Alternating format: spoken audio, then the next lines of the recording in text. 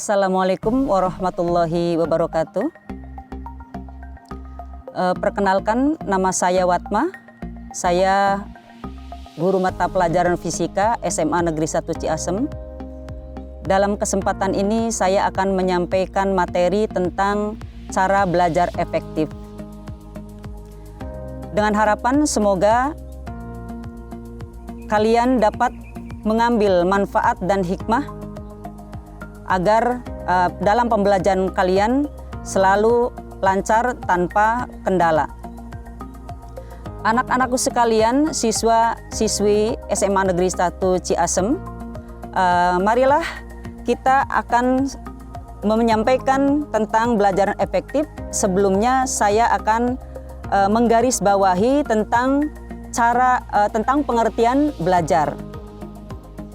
Pengertian belajar adalah suatu proses atau upaya yang dilakukan setiap individu untuk mendapatkan perubahan tingkah laku, baik dalam bentuk pengetahuan, keterampilan, sikap, dan nilai positif sebagai suatu pengalaman dari berbagai materi yang telah dipelajari.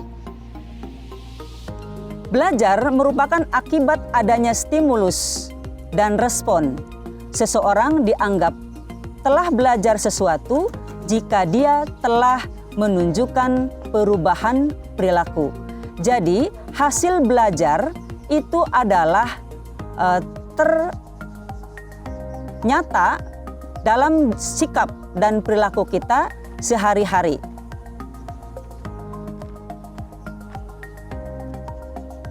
Kemudian, apa yang disebut belajar efektif itu? Belajar efektif adalah proses belajar yang berhasil guna, yang mampu memberikan pemahaman, kecerdasan, ketekunan, kesempatan, dan mutu atau kualitas yang lebih baik, serta dapat diaplikasikan atau diterapkan dalam kehidupan sehari-hari. Di bawah ini, kita akan melihat bagaimanakah cara belajar yang efektif itu. Yang pertama, setiap individu atau siswa harus merasakan butuh terhadap ilmu pengetahuan. Seperti yang Allah pernah sampaikan di dalam Al-Quran bahwa setiap manusia wajib belajar. Maka artinya setiap manusia harus mempunyai ilmu pengetahuan untuk digunakan di dalam kehidupannya. Jika rasa butuh untuk belajar itu muncul, maka kita akan belajar secara sungguh-sungguh. Yang kedua, belajar dimanapun yang kita suka. Artinya, kita boleh memilih untuk tempat yang digunakan untuk belajar. Harus nyaman dan kondusif, tenang, sehingga apa yang kita peroleh dan apa yang kita hasilkan itu adalah bisa produktif. Memilih tempat yang disukai akan membuat kita senang tentunya dan merasa lebih nyaman untuk belajar. Kemudian, belajar efektif itu yang ketiga, bisa mencicil pelajaran sedikit demi sedikit. Jadi kita tidak bisa mengakumulasikan materi di ujung waktu. Sehingga nanti materi yang bertumpuk-tumpuk itu akan memenuhi pikiran otak kita sehingga itu tidak menghasilkan apa yang kita harapkan. Kemudian mengulang-ulang pelajaran secara terus-menerus setelah guru itu menyampaikan mata pelajaran. Kalau misalkan guru menyampaikan di rumah, artinya berarti kita mengulang setelah itu. Boleh di sekolah, diskusi dengan teman, atau mungkin kita bisa lakukan di rumah. Kemudian belajar dengan kebut semalam, biasanya ini rata-rata anak-anak suka belajar kebut semalam. Ini sama sekali tidak menghasilkan apapun, karena ini menimbulkan tekanan psikologis sehingga ilmu pun sulit diserap. Yang keempat, membagi waktu belajar. Artinya berarti kita harus mampu membuat skedul secara mandiri. selain jadwal yang ditetapkan oleh sekolah. Dan membuat target. Skedul yang dibuat mandiri itu adalah kapan kalian belajar ingin memahami bidang tertentu dengan membuat target kira-kira sampai di mana kita melakukan pemahaman itu. Ini harus dilakukan secara sistematis dan runut. Ada baiknya membuat jadwal dan target untuk menentukan kapan materi harus dikuasai.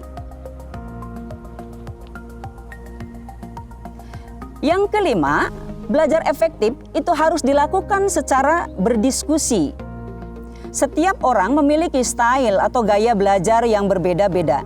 Ada orang yang belajar sendiri di tempat yang sepi, hening, ada juga yang menyukai belajar secara berkelompok. Belajar sendiri ataupun secara berkelompok boleh kalian lakukan atau boleh kalian kolaborasikan, karena bagaimanapun di tempat yang hening, sepi, yang nyaman dan kondusif itu penting. Kemudian berdiskusi dengan teman pun itu patut dilakukan. Kemudian pahami. Ini belajar efektif yang keenam. Pahami, jangan hanya menghafal. Kalau misalkan kita memahami materi, artinya berarti kita sudah menghafal sebelumnya. Artinya berarti memahami ini adalah levelnya lebih tinggi daripada menghafal. Akan tetapi tentu saja menghafal itu akan cepat hilang dari pemikiran kita, termakan oleh waktu, bahkan oleh keadaan. Tetapi kalau misalkan siswa sudah mulai ke level memahami dan berulang-ulang untuk membaca, artinya berarti konsep yang tertanam di dalam pikiran kita itu akan awet dan suatu saat akan bisa dikeluarkan kembali apabila kita membutuhkan ilmu itu, gitu ya. Jadi kalau pemahaman itu sangat berkualitas dibandingkan menghafal. Yang ketujuh, belajar efektif yang ketujuh, menyukai mata pelajaran. Nah, menyukai mata pelajaran itu artinya bukan memilih satu mata pelajaran, tetapi semua siswa itu harus menyukai semua mata pelajaran. Karena kalau misalkan kita melihat dunia ini begitu luas, artinya ilmu pengetahuan itu begitu besar dan nyata di depan kita, segala bidang ilmu pengetahuan jangan dibatasi. Hendaknya semuanya harus kita pelajari. Menyukai mata pelajaran atau hal yang sedang dipelajari akan sangat berpengaruh terhadap keefektifan dan keberhasilan di dalam belajar. Kemudian yang kedelapan adalah mengkondisikan pemikiran kita secara konsentrasi yang baik. Supaya fokus di dalam pelajaran, apa yang kita harapkan itu bisa berhasil dengan baik. Lalu kemudian refleksikan, artinya berarti ilmu pengetahuan itu tidak disimpan di dalam pemikiran kita, tidak disimpan, ditahan di dalam hati kita, tetapi ilmu pengetahuan yang kita peroleh itu harus kita refleksikan di dalam kehidupan sehari-hari. Artinya berarti ilmu pengetahuan itu harus kita sedekahkan. Nanti akan kembali berkahnya kepada kita lagi, gitu ya. Lalu yang ke-9, kita harus berdoa sebelum dan sesudah belajar. Semoga ilmu kita bermanfaat di dalam kehidupan kita. Demikian yang saya sampaikan, mudah-mudahan ini bisa kalian aplikasikan di dalam kegiatan belajar kalian sehari-hari. Wassalamualaikum warahmatullahi wabarakatuh.